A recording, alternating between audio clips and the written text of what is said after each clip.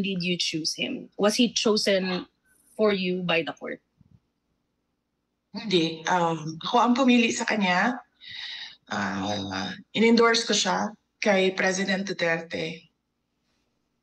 Noong nasa ere, si President Duterte, noong kasi sinusundan ko yung airplane niya, nung naintindihan ko na kung ano yung gagawin ng pamahalaan sa kanya,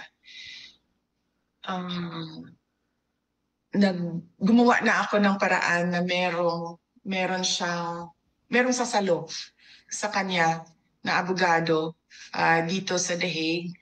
So madaming mga pangalan ang pinadala sa akin ng iba't ibang grupo, iba't ibang tao. Meron ding mga lawyers na nag-apply mismo at ginawaan ko siya ng shortlist. May inutusan ako na abogado dyan sa Pilipinas na mag-interview ng mga lawyers ng mabilisan lang.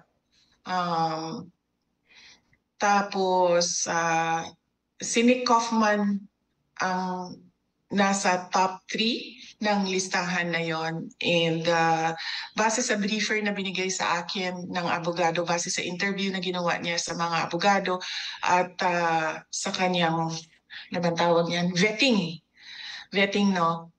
Pinili ko si Nicholas Kaufman. And habang nasa ere, si President Duterte, sinabihan siya at sinabihan ko lahat ng may contact sa kanya.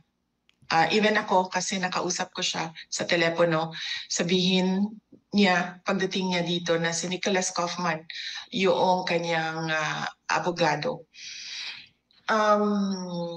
Pagdating niya dito, nakasulat sa papel din ang pangalan ni Attorney Salvador Mediadleya at siya yung unang nirecognize ng ICC na abogado, kaya siya yung nandoon sa initial appearance.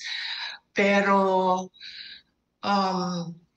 nakikita ko na medyo hirap si Attorney Medialdea dito kaparte ng kanyang kalusugan. Ilang beses ko siya sinabihan dahil nag-meeting kami dito. Ilang beses ko siya sinabihan na pumunta kami sa hospital dahil pangalawang nakikita ko yung hirap siya sa paghinga, hirap siya sa mukha siyang stressed na masyado na dahil sa edad niya siguro.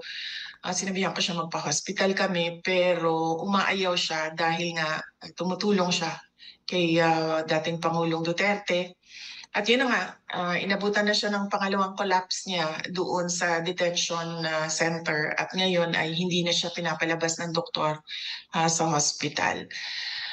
Kaya malamang ang magiging desisyon din niya ay mag-withdraw dahil kailangan niya tutukan ang kanyang kalusugan.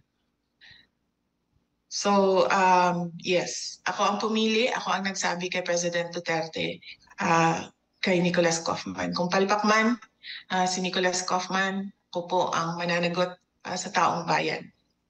Yes, ma'am. Thank you for that po. Last one question, but I mean, it's just looking forward to two things that we're expecting within the year. Number one is, ma'am, meron po kayong impeachment battle. That's another legal battle that you're going to, a political battle. How are you preparing for that? Because initially the plan was your father will be there as part of your legal team. Now it looks like nabaliktad and kayo po yung nag-aasikaso ng legal team ng tatay niyo po ngayon, sa former president in The Hague. And number two is, there has been rumors that another set of warrant is going to be served or going to be enforced, and your name is being mentioned. So how are you preparing for battles of your own when you are, as it is, taking care of your dad? Yes. So with regard to my impeachment, we already set up the legal team for that as early as 2023 when, as I said, Representative Castro announced that there are impeachment talks inside the House of Representatives. So fortunately, that team is not involved in the ICC. case of support the group of lawyers for the ICC case of President Duterte so that they can focus on my impeachment case.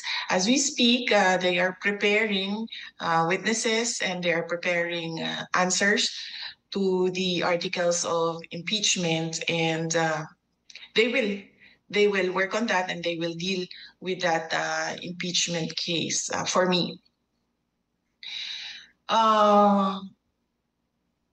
So the other question is, it will not matter if President Duterte is not anymore in the legal team because there are other lawyers there as well working on the impeachment case. The other question, sorry, I forgot.